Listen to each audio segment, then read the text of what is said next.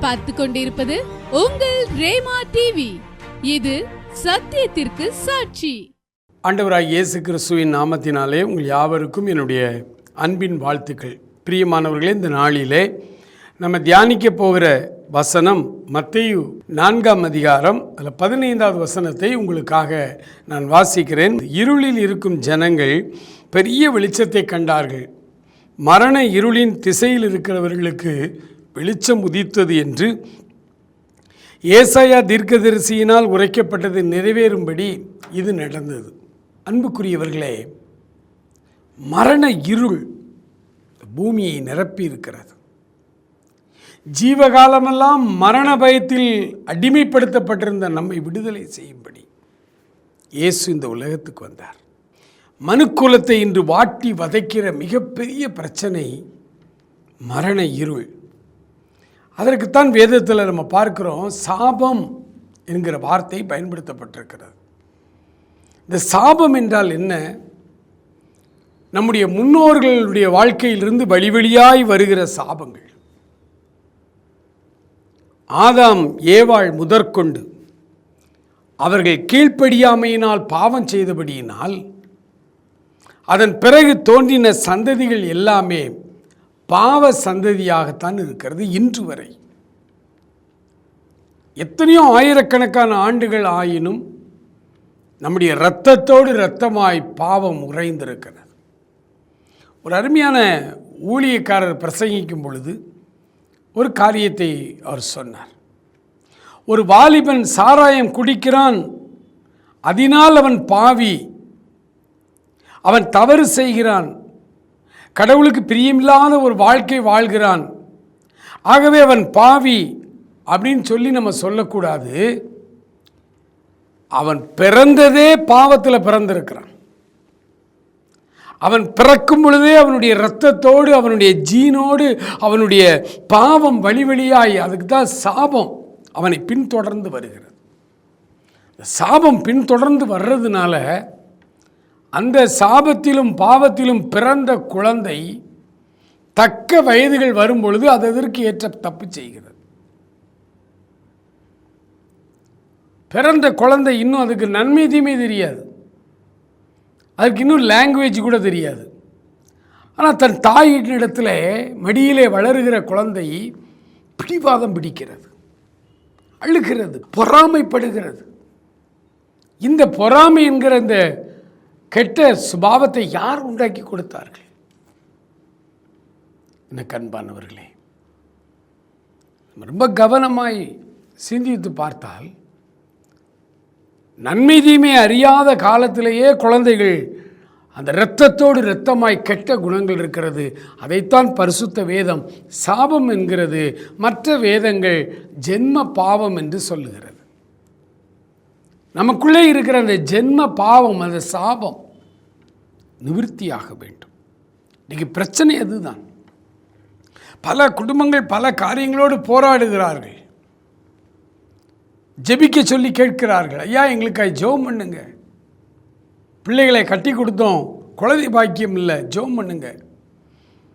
பிள்ளைகள் வயது ஆகிக்கொண்டே போகிறது, திருமணம் தடை இருக்கிறது, எல்லா விதங்களிலும் முயற்சி பண்ணி பார்க்கிறோம். மற்றவர்களுக்கெல்லாம் திருமணம் நடக்கிறது, அதிலும் இந்த ஜெபிக்கிறவர்கள் வாழ்க்கையில் திருமணம் நடக்க தடையாக இருக்குது. எத்தனை பிரச்சனைகள் பாருங்கள். ஐயா, சம்பாதிக்கிற பணத்தினுடைய ஒரு பெரும் பகுதியை நாங்கள் மருத்துவத்திற்கே செலவழித்து கொண்டிருக்கிறோம். வாழ்க்கை தரத்தில் கொஞ்சம் நாங்கள் உயர்ந்து வரலான்னு நினச்சா முடியல. கடன் பாரங்கள் ஒரு பக்கம், வேதனையின் நடுவிலே வாழ்ந்து கொண்டிருக்கிறோம். பல லட்சங்கள் கடனில் இருக்கிறோம். யாராவது எங்களை இந்த கடன் பாரத்திலிருந்து மீட்டெடுக்க மாட்டாங்களா? நீங்கள் ஒன்றை புரிந்து கொள்ளுங்கள். ஒருவேளை இந்த வார்த்தையை கேட்டுக்கொண்டிருக்கிறவங்களுடைய வாழ்க்கையில் 2 லட்சமோ 5 லட்சமோ ஒரு கழுத்தை நெருக்குகிற ஒரு கடன் இருக்குது. வட்டி கட்டி கட்டி கஷ்டப்பட்டுக்கிட்டு இருக்கிறீங்க. திடீர்னு ஆண்டவர் உங்களுக்கு யார் மூலமாகவோ அல்லது எப்படியோ உங்கள் கைகளில் ஒரு 5 லட்சம் ரூபாய் அவர் தந்துட்டார். உங்களுக்கு மிகுந்த சந்தோஷம். கடன் அடைச்சிடலாம் ஐயா, இன்னையோடு இந்த வட்டி பிரச்சனை எனக்கு தீர்ந்தது, நான் மாத சம்பளம் சம்பாதிக்கிறத கொஞ்சமாவது வீட்டுக்கு கொண்டு வர முடியும், எல்லாத்தையும் வட்டிக்கே நான் கொடுத்துட்டு வெறுங்கையாக நிற்கனே அப்படின்னு சொல்லி மகிழ்ச்சியோடு அந்த 5 லட்சத்தை கொண்டு போய் நீங்கள் இந்த கடனெல்லாம் அடைச்சிடுறீங்க. கடன் தீந்துருன்னு நினைக்கிறீங்களா? வட்டி பிரச்சனை முடிஞ்சிரும்னு நினைக்கிறீங்களா? அதான் இல்லை, அதான் இல்லை. நம்ம கண்ணுக்கு நேராக நமக்கு அடுத்து இருக்கிற பிரச்சனை வட்டி பிரச்சனை, கடன் பிரச்சனை, திருமண தடை, சரீரத்தில் பலவிதமான பலவீனங்கள், வியாதிகள், குழந்தை இல்லாத தன்மை, இப்படி பல பிரச்சனைகளோடு மனுஷன் குடும்பத்தில் போராடி கொண்டிருக்கிறான். நம்ம எல்லாருமே என்ன நினைக்கிறோம்? இந்த பிரச்சனை தீரணும். அந்த பிரச்சனை தீரும், மறுபடியும் வரும், மறுபடியும் வரும். எத்தனை முறை ஒரு மனிதன் உங்கள் குடும்பத்தில் உங்கள் மகன் அப்பப்போ கடன் வாங்கி பிரச்சனையாக இருக்குது, நீங்கள் பெற்றோர் அந்த கடனை அடைச்சி பார்க்குறீங்க, வந்து அழுதான், அப்பா இந்த ஒரு தடவை என்னைய தூக்கி விட்டுருங்கப்பா, நான் வந்துடுவேன்ப்பா. பெற்ற கடமைக்கு அந்த பெற்றோர் கஷ்டப்பாடுபட்டு அந்த கடனிலேருந்து அவனை மீட்டு கரையேற்றி, சரி இந்தாப்பா உன் கடனையெல்லாம் நான் தீர்த்துட்டேன் நீ போ அப்படின்னா அவன் அதோட நல்லா வரமாட்டான். மறுபடியும் கடன் வரும், அடுத்த வருஷம் மறுபடியும் கடனில் வந்து நிற்பான். கடன் தீராது. அப்படின்னு என்ன பிரச்சனை? நம்முடைய குடும்பத்தில் நம்ம முன்னாடி நின்று பார்க்கிற இந்த பிரச்சனைகள் அல்ல நமக்கு பிரச்சனை. இந்த பிரச்சனையினுடைய ஆணி வேர், இந்த பிரச்சனையினுடைய மூலம் எது? சாபம். சாபம், பரம்பரையாய் வருகிற சாபம். எனக்கு அன்பானவர்களே, சாபத்திலிருந்து நாம் முதலாவது விடுதலை அடைய வேண்டும். இந்த சாபம் தான் நம்மளை போட்டு நொறுக்குகிறது. வியாதி என்ற விதத்தில் வருகிறது, கடன் பாரம் வட்டி பிரச்சனைகள் அதில் வருகிறது, குடும்பங்களில் பலவிதமான ஆசீர்வாத தடைகள் இருக்கிறது, திருமணத்திலே தடைகள் இருக்கிறது. அப்படியே திருமணம் நடந்துட்டாலும் குழந்தை பாக்கியம் இல்லை. எத்தனை குடும்பங்கள் வேதனையிலே தத்தளித்து கொண்டிருக்கிறார்கள். சில குடும்பத்தில் பணம் இருக்குது, நகை இருக்குது, எல்லாம் இருக்குது, திருமணம் நடக்குது. ஒரு 20-25 ஆண்டுகளுக்கு முன்னால் ஒரு கிராமத்துக்கு நான் ஊழியத்துக்கு போன பொழுது, இந்த ஊழியத்தில் ஒரு பெரியவர் அந்த சர்ச்சில் ஒரு முக்கிய பதவியிலே இருந்தார். அவர் இந்த 3 நாள் அந்த சர்ச்சில் ஒரு திருவிழா போல் இந்த கன்வென்ஷன் கூட்டங்கள் நடந்தது. நான் செய்தியாளராக போயிருக்கிறேன். என்னை பயங்கரமாக கவனித்தார், என் கூடவே இருந்தார், எல்லாம் பண்ணார். ஆனால் என்னை விட ரொம்ப வயது முதிர்ந்தவர். அப்போ எனக்கு ஒரு 35 வயசு இருக்கும். ஆனால் அவருக்கு என்னை விட ஒரு 15 வயசு கூட, 50 வயசுக்கிட்ட இருக்கும். ஆனால் என் கூடவே இருந்தார் 3 நாள். அப்பொழுது போதகரிடத்தில் நான் விசாரித்தேன், இவர் யார் என்ற பொழுது, இவர் நம்ம சபைக்கு ரொம்ப ஆசீர்வாதமான ஆள், சபையினுடைய டிசியாக கூட இருந்திருக்கார். இப்போ டிசி இல்லைன்னா டிசியாக இருந்திருக்கார். சபையின் எல்லா பொறுப்புகளிலும் முன்னணியில் இருப்பார், ஊழியங்களுக்கு நல்லா உதவி செய்வார். ஓரளவு இப்போ சொல்லிக்கொள்ளும்படியாய் ஒரு வசதியான குடும்பம்தான் என்று போதகர் எனக்கு சொன்னார். பிள்ளைகள் எத்தனை பேர் இருக்காங்க, அவங்க மனைவி என்ன செய்கிறாங்க அப்படின்னு கேட்டு, அப்போ போதகர் சொன்னார், இல்லை அவர் கல்யாணமே ஆகலை அப்படின்னார். கல்யாணமே ஆகலையாம்மா? 50 வயசு இருக்கும், தாராளமாக இருக்கும் அப்படின்னார். ஏன் கல்யாணம் ஆகலை? ஓரளவு வசதியான குடும்பம்தான், அவர்களுக்கு எல்லாம் இருக்கிறது, ஆனால் கல்யாணம் ஆகலை. அப்படியே குடும்பத்தில் போய் ஜெபிக்க கூப்பிட்டார், போய் ஜெபம் பண்ணு. அவர் தம்பி தங்கச்சிகளுக்கெல்லாம் கல்யாணம் ஆகிருக்கு, இவர் தான் மூத்த மகன், இவர் கல்யாணம் ஆகலை. அப்போ கல்யாணமே பண்ண வேண்டான்னு இருக்கீங்களா? கல்யாணம் பண்ண வேண்டான்னு முதலே நீங்கள் சொல்லிட்டீங்களா கேட்டால், இல்லை, குறிப்பிட்ட வாலிப பருவத்திலேருந்து கல்யாணத்துக்கு ட்ரை பண்ணிகிட்டே தான் இருக்கும், பொண்ணு பார்த்துக்கிட்டே தான் இருக்கும். இன்னைக்கு வயசு 50 வயசு ஆகிட்டு திருமணம் நடக்கலை. எல்லாம் இருக்குது, நகை இருக்குது, பணம் இருக்குது, வசதி வாய்ப்புகள் இருக்குது, பொண்ணு கிடைக்கல அப்படிங்கிறார். இதனுடைய அடிப்படை காரணம் என்ன என்பதை நம்ம புரிஞ்சுக்கணும். நம்ம அதை புரியாமல் அப்படியே நம்ம இப்படி ஒரு பிரச்சனை இருக்குது, தடை இருக்குது, இங்கே போய் ஜோம் பண்ணலாம், யார்கிட்ட போய் ஜோம் பண்ணலாம், இல்லை பிரியமானவர்களே. அதனுடைய ஆணி வேறு இது. என்ன பிரச்சனை? ஆதாம் ஏவாளும் மாசற்றவர்களாய், குற்றமற்றவர்களாய், பரிசுத்தம் உள்ளவர்களாய் இந்த பூமியிலே படைக்கப்பட்டார்கள். அவர்கள் நிர்வாணிகளாக இருந்தும் கூட அவர்கள் வெட்கம் அறியாது இருந்தார்கள். ஏன்னா அந்த நிர்வாணம் அவர்கள் கண்களுக்கு தெரியலை.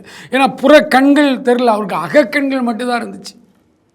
ஆகவே தான் தேவனாகிய கர்த்தர் தோட்டத்தில் உலா வரும் பொழுது ஆதாமும் அவரும் ஒரு தகப்பன் பிள்ளை போல பேசி கொண்டிருந்தார்கள். இன்றைக்கு இந்த புற கண்களுக்கு கடவுள் தெரியவில்லை. நமக்கு அதர்சனமான அந்த ஆவிக்குரிய உலகத்தை நம்மால் பார்க்க முடியல. அப்போ ஆதாம் ஏவாளுக்கு ஆரம்பத்தில் எப்படின்னா அவர் பாவம் செய்வதற்கு முன்பு இந்த புற கண்கள் வழியாய் தான் பார்த்தாங்க, மனக்கண்கள் திறந்திருந்தது. பாவம் செய்த பொழுது அந்த மனக்கண்கள் முழுமையாய் செத்து போனது, அடைக்கப்பட்டு போனது. புறக்கண்கள் திறந்தது. புறக்கண்கள் திறந்த உடனே பார்த்தாங்க, தாங்கள் நிர்வாணிகளாக இருக்கிறோம் என்று அறிந்து இலைகளை பறித்து தங்களுக்கு உடை மாதிரி உடுத்தி கொண்டு விருட்சங்களுக்கு பின்னே ஒளிந்து கொண்டார்கள். ஆகவேதான் புதிய ஏற்பாட்டு திருச்சபை கிறிஸ்தவர்களுக்கு வரும்பொழுது பவுல் எழுதுகிறார், தேவனுடைய மகிமைகளை பார்க்கும்படி உங்கள் மனக்கண்களை ஆண்டவர் பிரகாசமாய் திறந்தருள வேண்டும் என்று நான் ஜெபிக்கிறேன் என்று சொல்லுகிறார். இந்த புற கண்களால் தான் இந்த உலகத்தில் உள்ள எல்லாத்தையும் பார்க்குறோம். உள்ள அகக்கண்கள் நமக்கு திறக்கலை, அது அடைத்திருக்கிறது. அது திறக்கப்பட வேண்டும். அப்போதான் தேவனுடைய மகிமையை நம்மால் பார்க்க முடியும். இந்த அகக்கண்கள் எப்போ அடைக்கப்பட்டது, அதான் சாபம். மனிதன் பாவம் செய்த பொழுது, மனிதன் கீழ்ப்படியாமையினாலே அவன் பாவம் செய்த பொழுது சாபம் அவனை மூடிக்கொண்டது.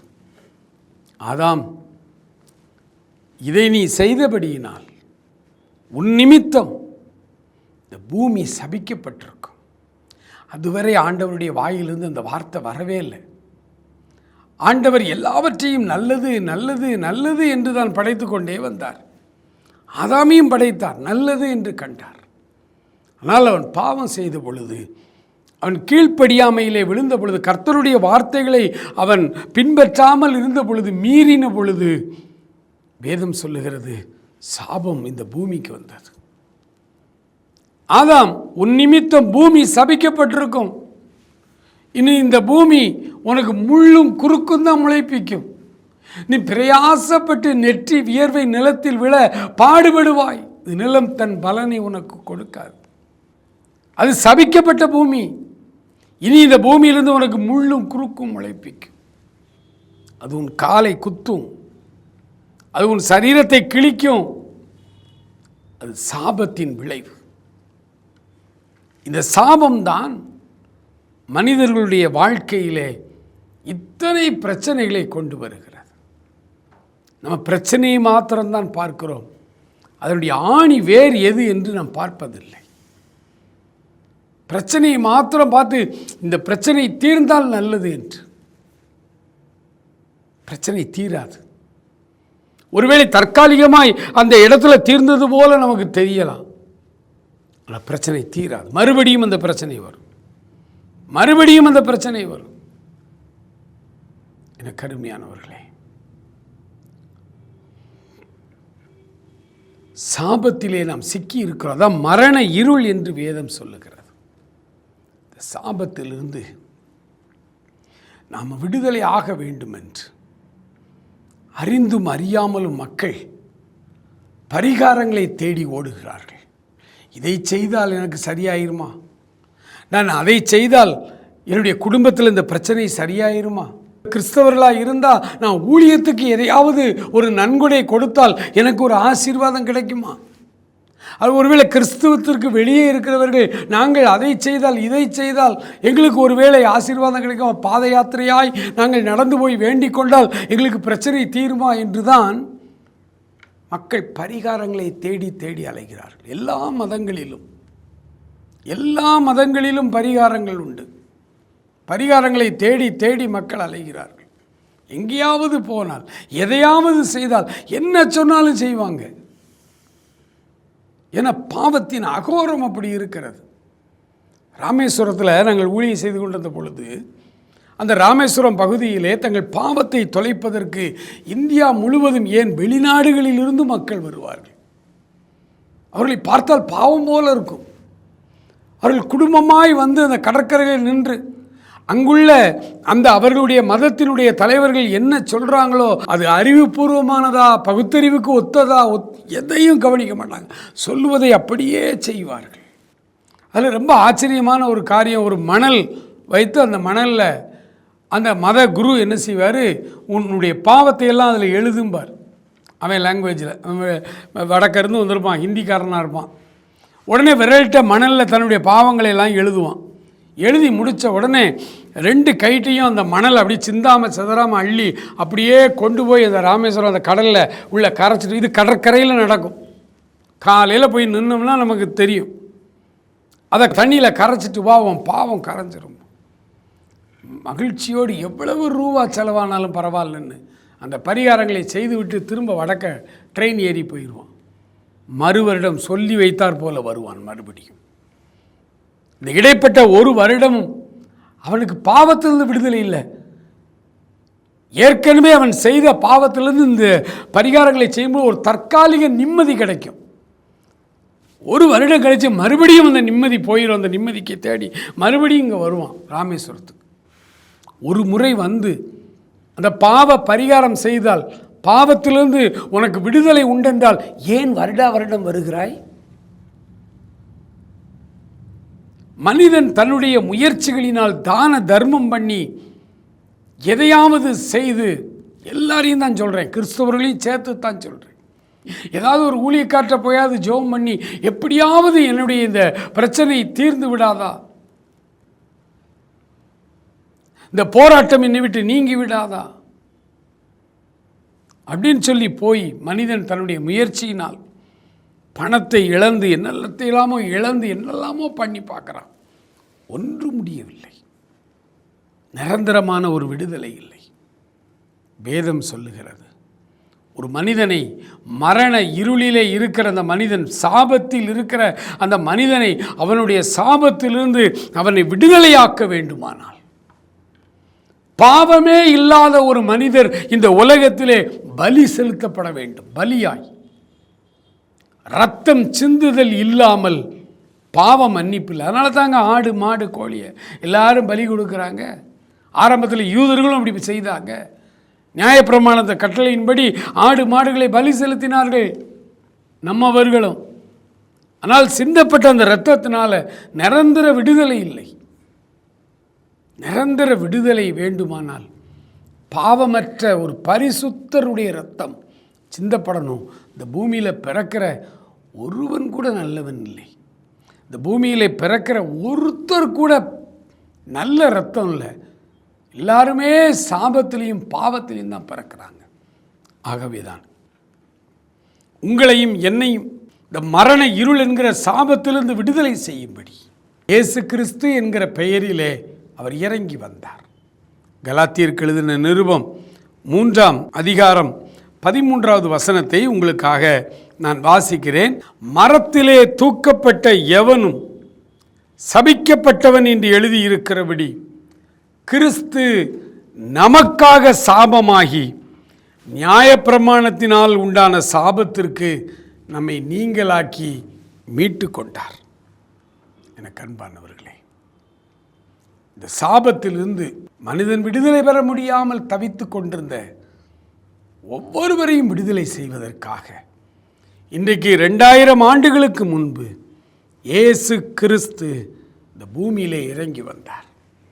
அவர் கடவுள், காணக்கூடாத இறைவன். கடவுளை ஒருவரும் ஒருபோதும் கண்டதில்லை. அவர் மடியில் இருக்கிற ஒரே பேரான குமாரனாகிய இயேசு கிறிஸ்துவைத்தான் அவர் அங்கே வெளிப்படுத்துகிறார். இயேசு கிறிஸ்து தான் கடவுள், கடவுளின் மகன் என்று அது ஒரு ஓமையாய் நமக்கு விளக்குவதற்காக அப்படி எழுதப்பட்டிருக்கிறதான கடவுள் தான் இயேசு என்கிற பெயரில் இந்த பூமியில் இறங்கி வந்தார். ஆகவே தான் இயேசுநாதர் சொன்னார், என்னை கண்டவன் பிதாவை கண்டான், நானும் பிதாவும் ஒன்றாயிருக்கிறோம்.